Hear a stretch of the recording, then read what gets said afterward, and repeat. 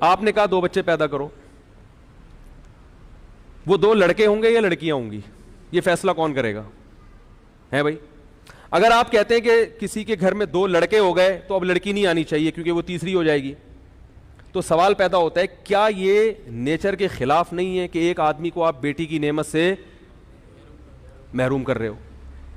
ہے بھائی, کیا گھر میں بیٹی کا وجود ضروری نہیں ہے؟ گھر تو عورت سے آباد ہوتا ہے, بیٹیوں سے جس طرح کی محبت باپ کو ملتی ہے وہ بیٹوں سے نہیں ملتی. اور اگر جن کے 2 بیٹیاں ہو گئی بیٹا نہیں ملا وہ کیا کریں گے؟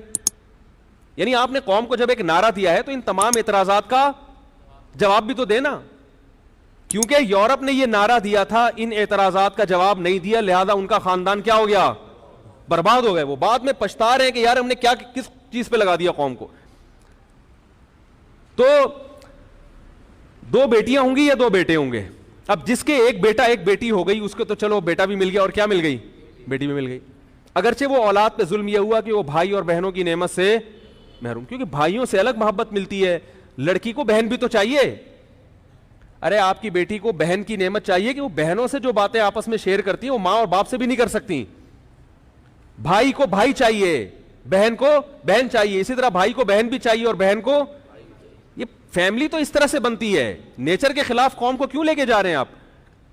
تو پہلا سوال یہ ہے میرا جناب جسٹس صاحب سے کہ آپ نے جو قوم کو کہا 2 بچے ہونے چاہیے, تو جن کے ایک لڑکا ایک لڑکی ہو گئی, ظلم تو ان پہ بھی ہوا کہ لڑکے کو بھائی نہیں ملے اور لڑکی کو بہن نہیں ملا, ظلم تو ان پہ بھی ہوا, چلو ہم نے مان لیا. لیکن باپ اور ان کی چلو پھر بھی ایک بیٹا ایک بیٹی مل گئے ماں باپ, جن کے 2 بیٹیاں ملی وہ بیٹے سے کیا ہو گئے؟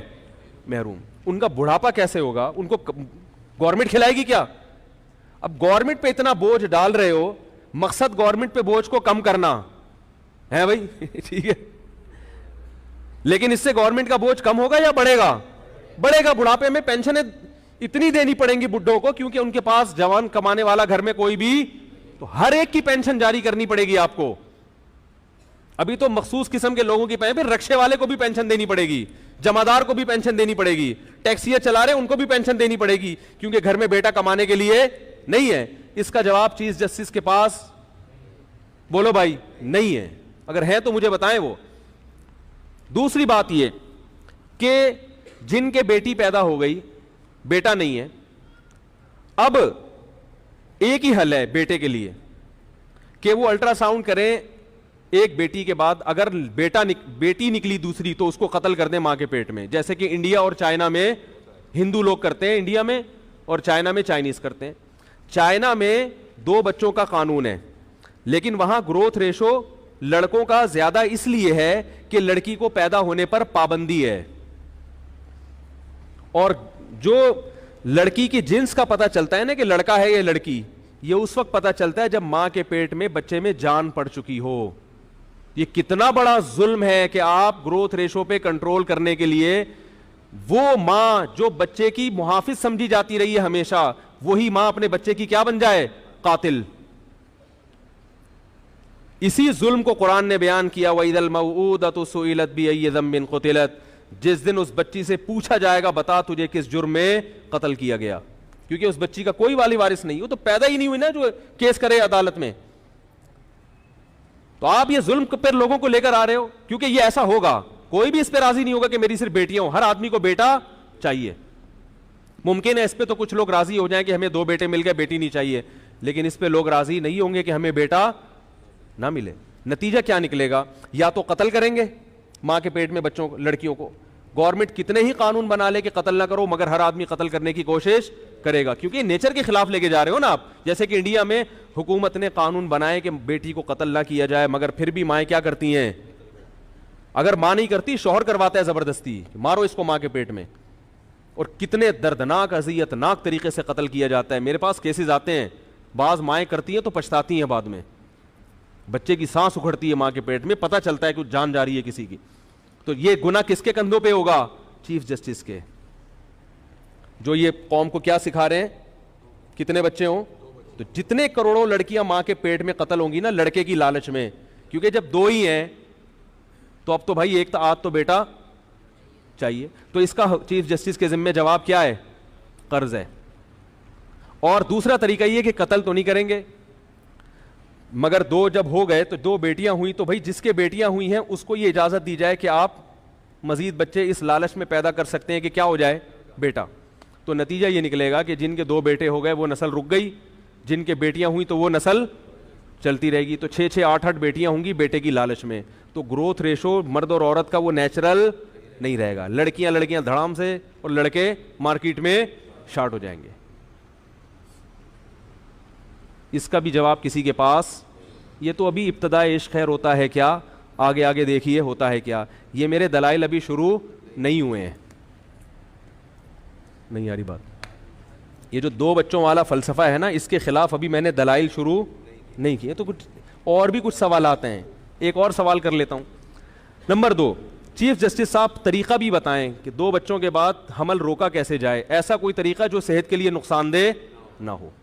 کسی کا باپ بھی ایسا طریقہ آج تک ایجاد نہیں کر سکا کہ حمل بھی روکا بھی جائے اور صحت کو نقصان نہ ہو. وہ گورے نہیں کر سکے ایسا کوئی طریقہ. میرے پاس ریٹن میں گوروں کے ڈاکٹروں کے انگلش میں حوالے ان کی کتابوں کے ساتھ موجود ہیں, جو نوبل انعام یافتہ ڈاکٹر ہیں. وہ کہتے ہیں کہ آج تک کوئی ایسا طریقہ ایجاد نہیں ہوا کہ آپ حمل روکنے کی کوشش کرو اور مرد یا عورت کی صحت کو نقصان نہ ہو. یہ ہو نہیں سکتا کیونکہ یہ نیچرل ہے نا. دیکھو ہم جب روٹی کھاتے ہیں تو ہمارے ایک فوراً معدے میں تیزاب بننا شروع, جو روٹی کو ہضم کرے. اگر آپ روٹی کا نوالا چباؤ اور نگلنے سے پہلے باہر پھینک دو تو معدہ کیا ہو جائے گا, خراب, کیونکہ نیچر کے آپ کیا چل رہے ہو, خلاف. اسی طرح اگر آپ نگل لو, یعنی اگلا اسٹیپ کیا ہے, روٹی کو چبانے کے بعد نگلنا. نگلنے پر پابندی لگاؤ گے روٹی کو تو مصیبت. اگر آپ نگلنے تو حکم دو, گورنمنٹ حکم دے کے نگل تو لو, مگر اس کو ہضم کرنے پر گورنمنٹ کی طرف سے کیا ہے, پابندی. نقصان ہوگا کہ نہیں ہوگا؟ یا ہضم پر تو پابندی ہے, آگے واش روم جا کے اسے پاس کرنے پر بولو نا بھائی پابندی, پھر بھی مصیبت. کیا مطلب, جو کام نیچرل ہوتا ہے نا, پھر آگے اس کے جو نتیجے نیچرل نکلتے ہیں, کہیں بھی آپ بریک لگاؤ گے تو ڈسٹرب کون ہوگا, انسان کی باڈی. یہ جو اللہ نے میاں بیوی کا تعلق رکھا ہے نا جنسی, یہ تب تعلق ہوتا ہے تو یہ نیچر ہے کہ اس کے نتیجے میں حمل ٹھہرتا ہے. پھر جب حمل ٹھہرتا ہے تو یہ نیچرل ہے کہ وہ بچہ دنیا میں آئے گا. جب بچہ دنیا میں آئے گا تو نیچرل ہے کہ ماں کی چھاتیوں میں دودھ پیدا ہوگا. کسی بھی اسٹیپ پہ آپ بریک لگاؤ گے تو بیڑا غرق ہوگا عورت کا. لیکن ہمارے ہاں فیملی پلاننگ والے عورت کی صحت کے نام پہ اس کو بیوقوف بنا رہے ہیں. عجیب بات ہے, کہہ رہے ہیں اس سے صحت خراب ہوگی. تو یہ صحت اگر خراب ہوتی تو یہ پروسیس نیچرل نہ ہوتا, یہ نیچر کے خلاف ہوتا. سمجھ میں آ رہی ہے بات؟ تو جج صاحب یہ بتائیں گے کہ وہ کون سا طریقہ ہے جس کو اختیار کیا جائے گا اور صحت خراب نہیں ہوگی. میری نظر میں صرف ایک ہی طریقہ ہے, وہ یہ کہ میاں بیوی ایک دوسرے کے قریب آنا چھوڑ دیں. اس کے علاوہ کوئی بھی طریقہ نہیں ہے. تو پھر آلٹرنیٹ راستہ جج صاحب کے ذمے ہے کہ جب مرد اپنی خواہش پوری نہیں کرے گا تو وہ کہاں جائے گا, پھر وہ کیسے اپنی خواہش پوری کرے گا. یہ سوال کس کے ذمے ہے, جج صاحب کے ذمے, کہ وہ اخبار میں اناؤنس کریں گے کہ میں نے یہ اسٹیٹمنٹ تو دے دی ہے کہ 2 بچے اچھے, مگر ان تمام سوالات کے جواب کہ جو مرد شادی کرنا چھوڑ دیں یا بیگم کے پاس جانا چھوڑ دیں تاکہ بچہ نہ ہو, تو ان تمام حضرات سے گزارش ہے کہ وہ میرے پاس تشریف لائیں. میں نے اس کا کوئی ایسا آلٹرنیٹ نکالا ہے, کیونکہ مرد کو جب خواہش پیدا ہوگی تو پھر بیوی کے پاس جانا بھی کیا ہے, نیچرل ہے. اگر وہ نہیں جائے گا تو اس کی صحت کو کیا ہوگا. تبھی تو کنواروں کے منہ تو دیکھو بیچاروں کے, یہ جتنے چھڑے چھاٹ ہیں ان کے چہروں پہ رونق نہیں ہوتی. میں نے تو جس کنوار میں شکل دیکھ کے بتاتا ہوں کنوارا ہے سالا, چہروں پہ رونق ہی نہیں ہے. جیسے ہی شادی ہوتی ہے دولہا کے چہرے پہ رونق آتی ہے کہ نہیں آتی. پہلے دن تو وہ بیوٹی پارلر کی رونق ہوتی ہے, لیکن 5-6 دن کے بعد بھی پتا چل رہا ہوتا ہے کہ اس کمبخت کی معذرت کے ساتھ یعنی اتنے عرصے کے بعد ہوئی ہے تو کمبخت ہی کہیں گے نا, کہ اس کی شادی. دلہن کے چہرے پہ بھی نور ہوتا ہے, ایک الگ سے ہوتا ہے, رونق ہوتی ہے. دولہا کے چہرے پہ بھی پکڑا جاتا ہے وہ یہ نہ کہ بھائی شادی ہوئی ہے. تو نیچرل ہے نا, جب تک نیچر کے خلاف چل رہے تھے تو صحت خراب, اب نیچر پہ آ گئے تو صحت اچھی ہونا شروع ہو جاتی ہے. تو جج صاحب اس کا حل بتائیں گے کہ جانا چھوڑ دیں, پرہیز کرنا شروع کر دیں. تو جج صاحب کے پاس اس کا آلٹرنیٹ, گورے کے پاس تو ہے, انہوں نے زنا کے سینٹر کھول دیے. انہوں نے کہا شادی نہ کرو, اولاد پیدا نہ کرو, یہ کام کرتے رہو بیٹھ کے. ہمارے پاس تو میرے بھائی ایسا کوئی آلٹرنیٹ نہیں ہے. تبھی پھر ان میں زنا کاری کی وجہ سے دوسری بیماریاں پھیل گئیں. صحیح ہے نا. بعض لوگ یہ کہتے ہیں کہ وہ تو ان ساری چیزوں کو نہیں مانتے, پھر بھی اتنی لمبی عمریں کیوں ہوتی ہیں؟ بھائی بیماری کا ایک سبب ہوتا ہے مگر صحت کے 100 اسباب ہوتے ہیں. میں کہتا ہوں اگر وہ ان چیزوں پہ نہ پڑتے تو ان کی عمر اگر آج 80 سال ہو رہی ہے تو 100 سال سے اوپر جاتے وہ لوگ, کیونکہ وہ لوگ سگریٹ بھی پیتے ہیں, وہ لوگ ڈرگس بھی لیتے ہیں, پھر بھی وہ 80 سال تک زندہ رہتے ہیں. تو اس کا یہ مطلب تو نہیں ہے کہ ڈرگس لینا صحت کے لیے فائدہ مند ہے, شراب پینا صحت کے لیے فائدہ, ایسا تو نہیں. وہ تو خود مانتے ہیں کہ شراب پینا صحت کے لیے نقصان دہ. انگریز اگر شراب پی کے بھی 80 سال زندہ رہ رہا ہے, اس کا مطلب اگر وہ شراب نہ پیتا تو 120 سال زندہ رہتا. شراب بہرحال نقصان دہ ہے. تو ان کی عورتیں پھر بھی اتنے جو عمریں لمبی ہو جاتی ہیں ان سب کاموں کے باوجود, تو اس کا مطلب یہ نہیں ہے کہ یہ چیزیں صحت کے لیے نقصان دہ نہیں ہیں. اس کا مطلب یہ ہے کہ اگر وہ یہ چیزیں نہ کرتے تو ان کی صحتیں اور زیادہ اچھی ہوتی. اور ہمارے پاس بیماریوں کے ویسے ہی درجنوں اسباب موجود ہیں, گندا پانی, گندی ہوا, ٹریفک کے دھوئیں, ڈیزل, اور ہوٹلوں کے میں پتہ نہیں کن کن چیزوں کا گوشت کھا رہے ہیں. قیمہ تو کبھی بھی ہوٹل کا میں کھاتا ہی نہیں ہوں, کیا پتا کیا کوٹ کے لے آئے وہ بھائی.